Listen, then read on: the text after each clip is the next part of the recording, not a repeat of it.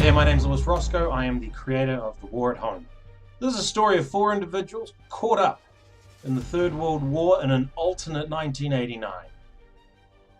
My name is Claire Whareaitu. I'm one of the first female combat pilots in the New Zealand Air Force, which for me is the most exciting thing I've ever done. And it was the best way to stick it to my old man.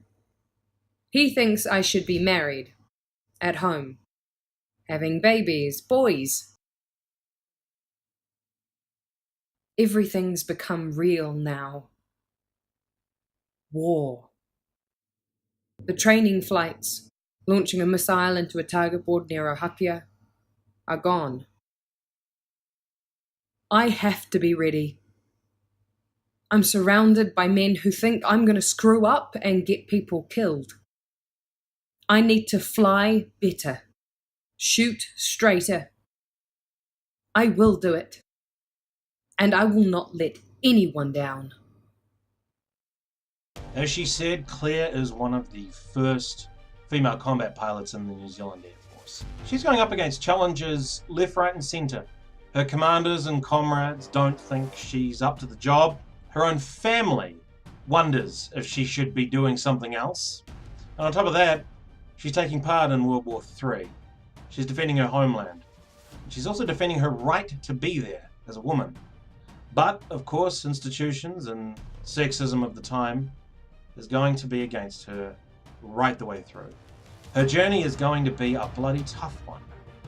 But she is so determined, and that could possibly be her undoing. She's so programmed, ready for a challenge, ready for a fight, ready to defend herself. That's what she's been doing her entire life.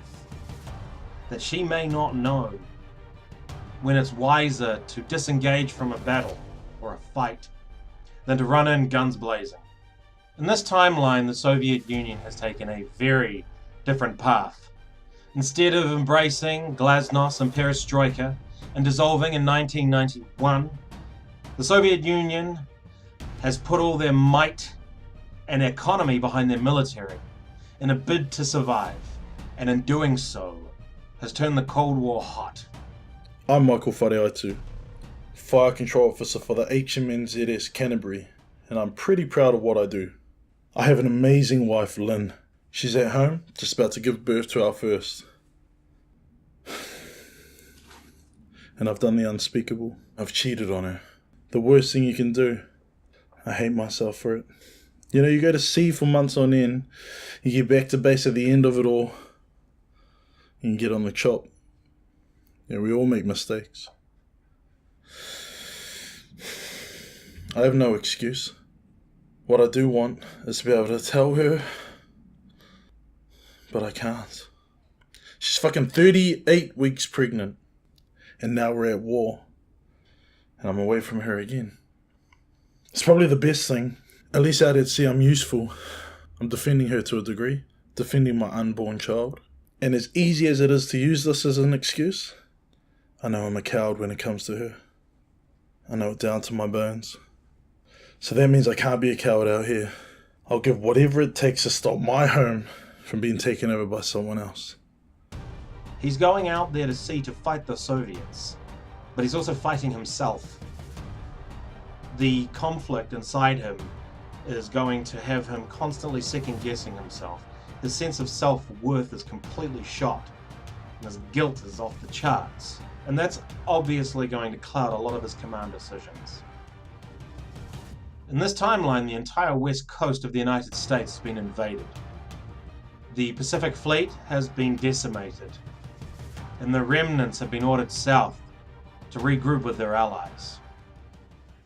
G'day, Gary Brewer. I'm a tank commander, based with my family at the base in Puckapunyal. I've got a wife and two beautiful children. Protecting them is my biggest consideration. So, when I'm ordered onto a troopship bound for bloody Auckland, New Zealand to help with the war effort, well, I'll fucking tell you, I am more than somewhat perplexed. We've got a bloody blockade of Soviet submarines off the coast from Cairns to fucking Tasmania, and we're going to run it to help the Kiwis? Batshit bloody crazy.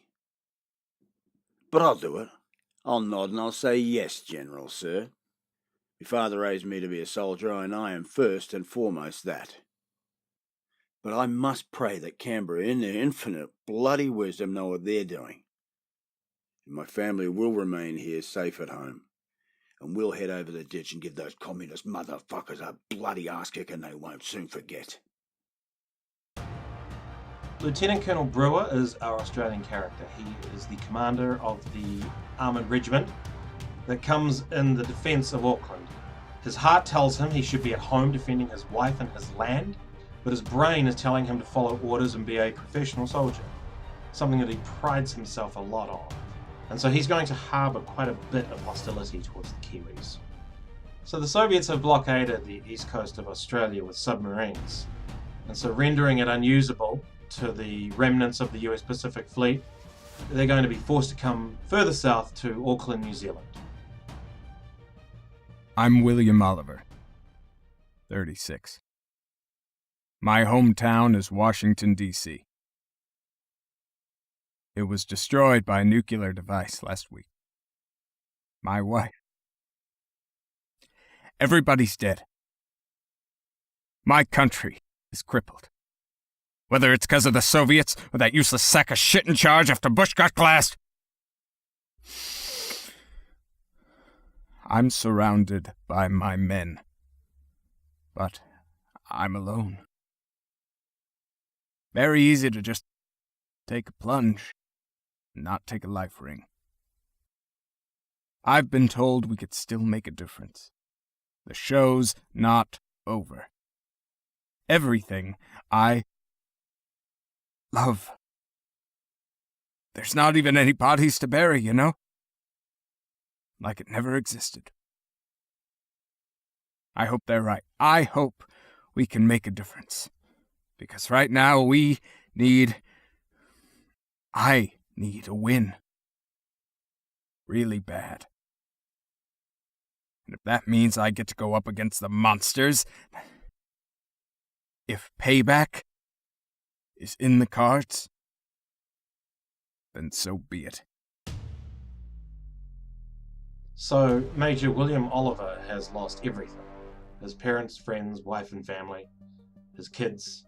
He's really got not a lot to live for in his mind.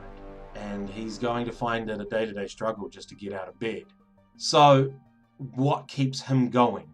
It's going to be a sense of duty, a sense of loyalty to his men, but something else that may be creeping in is revenge.